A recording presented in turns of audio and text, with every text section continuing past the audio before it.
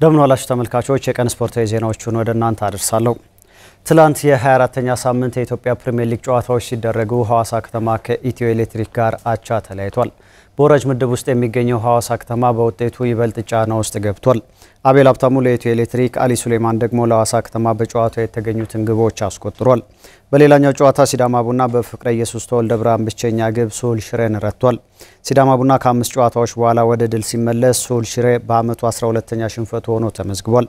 ዛሬ ባህር ዳር ከነማ ከኢትዮጵያ ቡና ጋር ተጠባቂ ጨዋታን ያደርጋል። የጣና ሞገዶቹ ካለፈው ሳምንት ያቻ ውጤት ቡናማዎቹ በበኩላቸው ለተከታታይ ድል የሚያደርጉት ጨዋታ ይሆናል።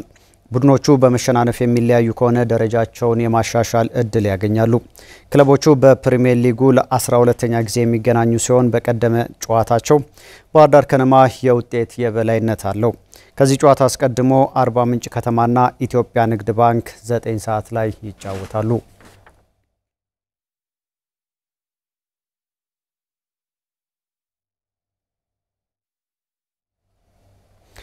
የኢትዮጵያ ፕሪሚየር ሊግ አክሲዮን ማህበር በቀጣይ የውድድር ዓመት የሚሳተፉ ክለቦች በአዳማ፣ ሐዋሳና ድሬዳዋ የሚገኙ ስታዲየሞችን እንደሜዳቸው ማስመዝገብ እንደሚችሉ አሳውቋል። የአማራ ክልል ወጣቶችና ስፖርት ቢሮ ኃላፊ አቶ እርዚቅ ኢሳ በበኩላቸው የባህር ዳር ስታዲየምም ስለሚጠናቀቅ ክለቦች ስታዲየሙን እንደሜዳቸው ማስመዝገብ እንደሚችሉ ገልጿል። ስታዲየሙ የምሽት ጨዋታዎችን እንዲያስተናግድ ዘመናዊ የማታ ማጫወቻ መብራቶች እየተዘጋጀለት መሆኑንም አሳውቋል። መልሰው ጥበቡ ተጨማሪ አዘጋጅቷል። የግንባታ ማሻሻያ ስራው በተጠናከረ ሁኔታ እየተከናወነለት የሚገኘው የባህር ዳር ስቴዲየም በውስጡ የተለያዩ ቴክኖሎጂዎች እንደሚገጠሙለት ተነግሯል። ከነዚህ ውስጥ የምሽት ማጫወቻ መብራት አንደኛው ነው ሲሉ የአማራ ክልል ወጣቶችና ስፖርት ቢሮ ኃላፊ አቶ እርዚቅ ኢሳ ላሚኮ ተናግረዋል። እዚህ ዋናው ስቴዲየም ላይ 28 የማታ ማጫወቻ መብራቶች አሉት።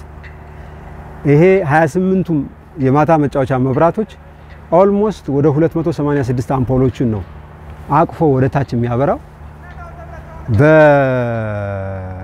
በኢንጂነሪንግ ቋንቋ ወይም ደግሞ በስፖርቱ ሜዳው ላይ 1200 ላክስ ነው የሚያበራው ማለት ነው።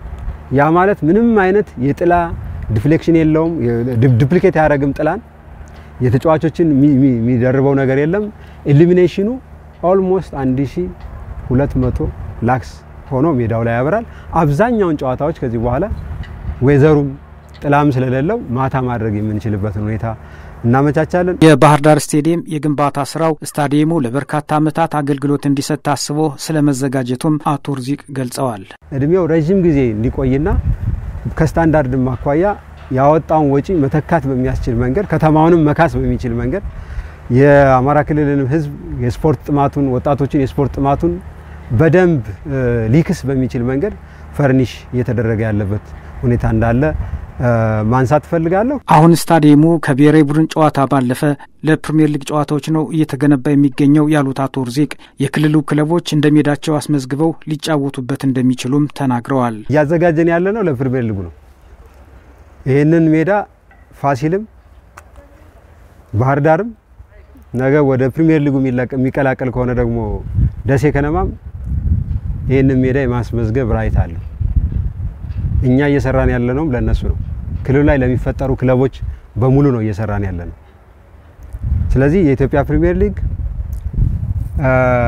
ምናልባት በዚህ በጀት ዓመት ይጠናቀቃል ወይ የሚል ስጋት ኑሮት ሳይጠይቀን ቀርቶ ካልሆነ በስተቀር የጠየቀን አካል የለም። የሚቀጥለው ዓመት ግን በእርግጠኝነት ይሄ ሜዳ ሶስቱም ሜዳዎች ፕሪሚየር ሊጉን ማስተናገድ ቶርናመንትም ቢሆን ኮማንዳ ወይም ቢሆን ለምሳሌ በኢትዮጵያ ሶስቱ ሜዳ እናስመዝግብና ሶስቱ ሜዳ ላይ ፎር ኤግዛምፕል ፋሲል ድሬዳዋን አስመዝግቦ ሊጫወት ይችላል ማለት ነው። ይሄንን ትቶ ማለት ቢሮ ኃላፊው ሲቀጥሉም ከዚህ ባለፈ ሌሎች ክለቦችም እንደሜዳቸው አስመዝግበው ሊጫወቱበት ይችላሉ ሲሉ ተናግረዋል። ፍላጎት ያላቸው ሌሎችም ክለቦች የቡና ሊሆን ይችላል፣ ጊዮርጊስ ሊሆን ይችላል፣ ሌላም ሐዋሳም ሊሆን ይችላል ይሄንን ስቴዲየም ማስመዝገብ የሚችሉበት እና አስመዝግበው መጫወት የሚችሉበት እድል ክፍት እንደሆነ ለማስገንዘብ ወዳለሁ።